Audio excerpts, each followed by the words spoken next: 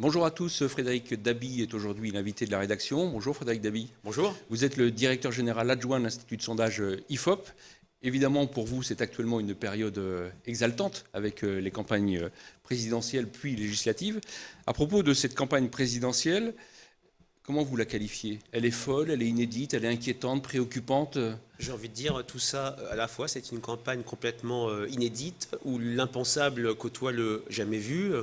Elle est en rupture totale avec tout ce que l'on constate traditionnellement dans une campagne présidentielle. Traditionnellement, c'est une bipolarisation gauche-droite, ce n'est pas le cas.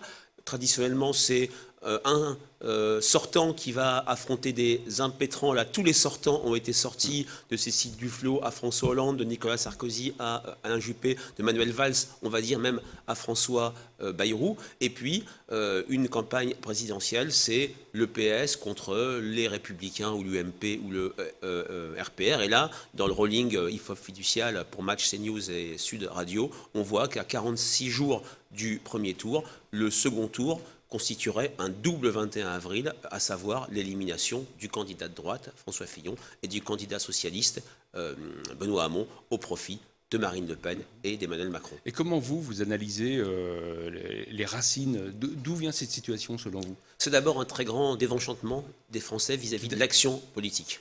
Pas sur les 5 dernières années. Sur les 10 dernières années. Lorsqu'on interroge les Français spontanément sur le récit qu'ils font, le récit politique qu'ils font de l'histoire politique du pays, ils nous disent, nous avons voté pour Nicolas Sarkozy, nous avons été déçus, voire très déçus. D'autres nous disent, nous avons voté pour François Hollande et on a été encore plus déçus. C'est ce double échec, ces deux quinquennats vécus comme des quinquennats ratés ou inutiles, qui créent un vote d'alternative pour Marine Le Pen, son fameux UMPS, c'est un levier qui marche bien. Et du côté d'Emmanuel Macron, ça légitime ce positionnement central, ni gauche ni droite, et gauche et droite qui n'avait jamais marché sous la Ve République. On se souvient des tentatives de Jean-Pierre Chevènement en 2001-2002, celle de François Bayrou qui avait failli réussir mais qui avait fini par échouer. Et on voit que là, les conditions du fait de ces spécificités dont on vient de parler, sont réunies pour ce positionnement central. Et on a un Emmanuel Macron attrape-tout, qui prend 50% de l'électorat Hollande 2012, 50% de l'électorat Bayrou, qui prend un électeur Sarkozy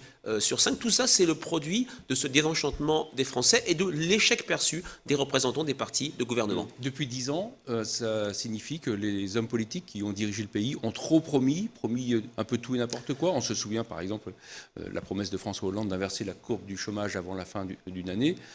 Ça n'a pas été le cas. Il y a beaucoup de désillusions. Oui, il y a eu des promesses non tenues. Une promesse de Nicolas Sarkozy en 2007 de ramener le chômage à 5%. Rappelez-vous la disparition des SDF en 2002 sous Lionel Jospin.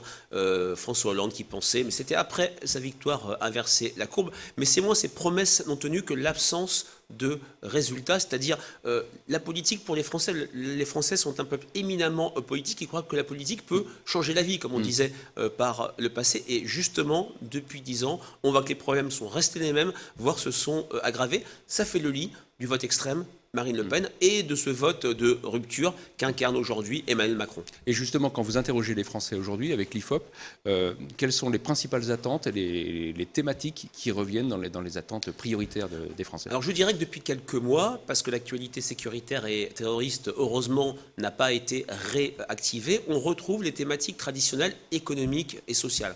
Emploi, pouvoir d'achat, il y a quand même un thème au-delà de ça qui monte assez fortement, c'est l'avenir du modèle social français. C'est une thématique qui a été aiguisée lors de la primaire des Républicains. À droite. À droite avec les propositions de François Fillon, qui a été aussi réactivée par Benoît Hamon avec son projet, certes utopique, mais son projet de revenu universel. On voit que la question du modèle social français, des spécificités françaises, questionne les Français, d'autant plus que il y a une vraie évolution par rapport aux présidentielles précédentes où l'Europe était complètement absente. On n'en parlait pas. La France se regardait au fond des yeux et regardait les candidats. L'Europe, le monde des contraintes externes disparaissait. Il y a une prise de conscience que compte tenu de l'énormité des problèmes qui s'opposent non seulement à la France et l'Europe, c'est moins la France la solution que l'Europe, même si pour l'instant, deux candidats parle seulement d'Europe, Marine Le Pen pour la stigmatiser et Emmanuel Macron pour en faire la solution au problème du pays. La sécurité, le terrorisme restent relégués, mais vous savez très bien que toute actualité peut réactiver notamment la menace terroriste. Est-ce que ces attentes, la nature de ces attentes a évolué depuis 10-15 ans ? Alors, elles ont évolué au cours des 2 dernières années. La terrible année 2015 Compte que le tenu du pays terrorisme, bien sûr. a changé, a vu pour la première fois la question de la menace terroriste, de la sécurité, devancer dans les enquêtes de l'IFOP de 50 points la question de l'emploi. Là, on est revenu à un équilibre normal avec un primat des questions économiques et sociales, mais toujours la question de l'identité, du vivre ensemble, la question de la sécurité et du terrorisme, la question de l'immigration. Et il est frappant de voir qu'à droite et au Front National, maintenant, ces enjeux sécurité, immigration, identité sont complètement imbriqués, mêlés, ne sont pas autonomisés. Ce sont des questions qui intéressent les Français. Est-ce que vous diriez aujourd'hui que la bipolarisation à laquelle on était habitué en France à chaque élection, est-ce qu'aujourd'hui elle est morte ? On voit bien, vous parliez d'Emmanuel Macron tout à l'heure qui accroche tout. Cette bipolarisation, elle a disparu ? Elle a déjà disparu depuis quelques années, puisque l'histoire des quinquennats, pendant le quinquennat des scrutins intermédiaires, ça a été la fin de la bipolarisation, avec le Front National qui arrive en tête aux élections européennes et régionales, avec beaucoup de second tour, avec des triangulaires. On est maintenant sur une tripartition du champ politique gauche, droite et FN, mais ce qui a changé avec cette élection avec une présidentielle, quand même, c'est l'effet Macron. L'a donné Macron qui se dit de gauche, qui fait remonter le total gauche, mais qui a, je dirais, plusieurs sources de croissance, pas seulement à gauche, au centre et à droite. En tout cas, peut-être que cette présidentielle va définitivement enterrer cette bipolarisation gauche-droite si aucun des deux représentants des partis de gouvernement, Benoît Hamon et François Fillon, est en mesure, mais rien ne nous dit qu'ils n'y arriveront pas, surtout pour François Fillon, est en mesure d'arriver au second tour. Vous disiez il y a quelques jours que François Fillon était dans une démarche jusqu'au boutiste, mais qu'elle était finalement cohérente. Pourtant, on a tous constaté qu'il avait renié sa parole, notamment lorsqu'il disait « si je suis mis en examen », ce qui n'est pas encore le cas, mais qui pourrait l'être d'ici une semaine, je renoncerai à la présidentielle. C'est vrai que ce reniement peut lui être reproché, mais je pense que l'électorat de droite est un peu mitridatisé, c'est-à-dire il a vu tellement de choses tomber sur François Fillon. François Fillon garde un socle non négligeable à droite. Dans le rolling IFOP fiducial de ce soir, il obtient 19,5%. Alors la droite en France il ne s'est pas écroulé, en fait. Non, il ne s'est pas écroulé. La droite en France, c'est plus de 19,5%. L'espoir secret, si je puis dire, du camp Fillon, c'est de voir une fois que la campagne officielle va commencer, que François Fillon va être instrumentalisé par les 30-35% de Français qui se disent et qui votent à droite. Il y avait 28,5% de Français qui votaient à droite aux élections régionales, 37-38% aux élections présidentielles et législatives de 2012. Ce sont ces Français qui instrumentaliseraient François Fillon, même s'il nous a déçus, même s'il n'est pas le candidat qu'on croyait, mais il est solide, il a montré des nerfs d'acier, il a un programme qui peut être perçu comme cohérent, il pourrait être instrumentalisé pour éviter un quinquennat Le Pen et un quinquennat Macron. Je dirais, tout va reposer sur la capacité de la campagne de ces leaders de droite à faire de Macron l'héritier de François Hollande. Un Hollande bis, et ça peut être un vrai effet repoussoir, même si, pour l'instant, Emmanuel Macron coche toute une série de cases. Tout le monde se polarise sur les enquêtes d'attention de vote, mais je suis très attentif au pronostic de victoire. En 8 jours, il a gagné 13 points, il est passé de 22% de pronostic, il a finalement gagné à 35%. François Fillon est à peine à 15%. Est-ce que vous diriez, comme le disait hier matin Alain Juppé, que l'électorat de droite, l'électorat Fillon, s'est radicalisé ? Alors, je dirais celui qui est resté, c'est radicalisé, pas complètement, puisque dans l'électorat de droite, il y a une part encore plus radicale qui regarde du côté de Marine Le Pen. Je suis frappé de voir dans notre rolling IFOP fiducial que sur 100 électeurs de Nicolas Sarkozy, maintenant, entre 15 et 20% voteraient directement chez Marine Le Pen. On l'a vu aux élections intermédiaires, mais ça se produit pour l'élection présidentielle. En tout cas, par rapport à ce que dit Alain Juppé, cette radicalisation se voit dans le rejet du centre incarné par François Bayrou, qui est dans cette part de l'électorat un véritable repoussoir. En tout cas, cet électorat veut l'alternance et c'est peut-être la chance de François Fillon, même si il est en retard de 7 à 8 points par rapport à Emmanuel Macron et par rapport à Marine Le Pen, traditionnellement, mais il n'y a rien de traditionnel dans cette élection. Au mois de mars, la cristallisation est faite et c'est très dur. On n'a jamais vu un candidat revenir, mais on est quand même dans une campagne qui n'a pas vraiment démarré compte tenu du poids des affaires. Et puis il y a quelque chose de tout à fait nouveau. Ce sont les débats, ou en tout cas le débat qui aura lieu le 20 mars, qui a été un vrai mantra pour François Fillon lors de la primaire, c'est l'espoir pour lui de montrer qu'il peut endosser le costume présidentiel, parce que les Français, les très nombreux Français qui verront ce débat, se diront peut-être de manière inconsciente: à qui va-t-on confier les clés du palais de l'Élysée? Est-ce qu'Emmanuel Macron se maintiendra à ce niveau-là, voire progressera, ou est-ce qu'il peut y avoir un effet pchit, aurait dit Chirac, Emmanuel Macron s'écroulant? Votre question est difficile parce que le sondeur ne peut pas prédire l'avenir et je n'en ai aucune idée. Moi, ce qui me frappe, c'est qu'il a un niveau actuellement de 24 à 25%, absolument inédit pour une personnalité encore inconnue il y a 3 ans. Il est clairement dans les seuils de qualification pour le second tour. Il a un élément de faiblesse et une opportunité. La faiblesse, c'est parce que cet électorat tire sa source de plusieurs autres électorats, parce qu'il est central, il a une partie très importante, parce qu'un électeur sur 2 qui déclare « je vote Macron, mais je peux encore changer d'avis », mais son opportunité, c'est le danger Le Pen, et voir une partie du vote qui se porte sur Benoît Hamon, voir sur Emmanuel Macron, se dire, sur Jean-Luc Mélenchon, cet électorat de gauche, se dire « la présidentielle n'est pas pour nous ».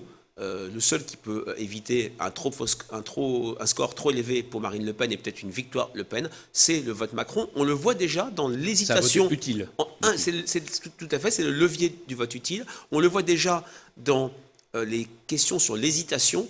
Il y a, sur 100 électeurs de Benoît Hamon, un quart qui déclare pouvoir au final voter pour Emmanuel Macron. Ça fait des réserves de voix qui, je dirais, contrebalancent cette indécision actuelle sur le vote Macron. Est-ce que vous diriez qu'en l'état, le PS peut encore gagner la présidentielle? Cela paraît très très difficile parce que le PS... La famille est divisée. Voilà, la famille est divisée. Il n'y a pas eu de geste en direction des valsistes et le symbole, c'est cette difficulté pour Benoît Hamon parce qu'il est quand même trop à gauche en termes de positionnement par rapport au centre de gravité naturel de l'électorat socialiste. Sa difficulté à tout simplement mobiliser son électorat naturel, l'électorat Hollande de 2012, il n'en prend à peine qu'un tiers. Il mord sur l'électorat Mélenchon, il mord à la gauche de la gauche, mais ce n'est pas ça qui est attendu. Ce qui explique également les atermoiements au gouvernement, où on voit bien que les ministres tardent à se positionner. Oui, puisqu'il n'y a pas eu, contrairement à ce qu'a fait Valls pendant la primaire, de prise en compte du bilan, même de droit d'inventaire. Le bilan,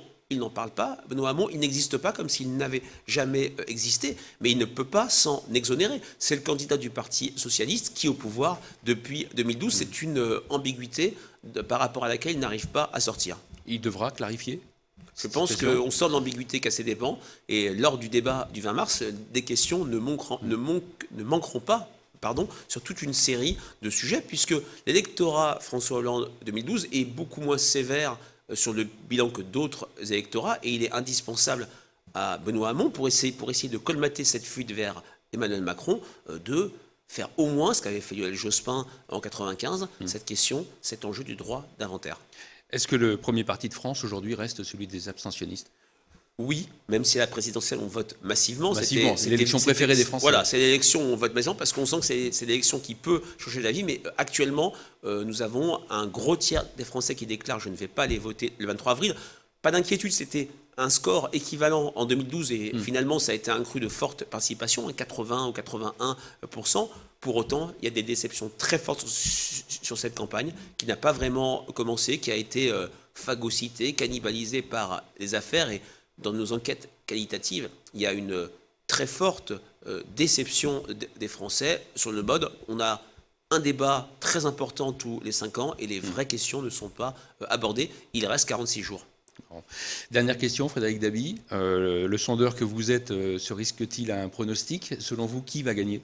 Je ne peux pas répondre à cette question parce que justement, le sondeur fait de la pédagogie pour dire que le sondage n'est pas une prédiction ni un pronostic, mais une indication du rapport de force électorale, sachant qu'avec l'outil que l'IFOP met en place avec Fiducial qui s'appelle le rolling, l'enquête quotidienne, on essaye de sortir de la discontinuité des enquêtes pour, avec une photo réalisée tous les jours, essayer de cerner le film des contours de la campagne présidentielle. Bien, merci Frédéric Dabi. Merci. Merci, à bientôt sur parisnormandie.fr.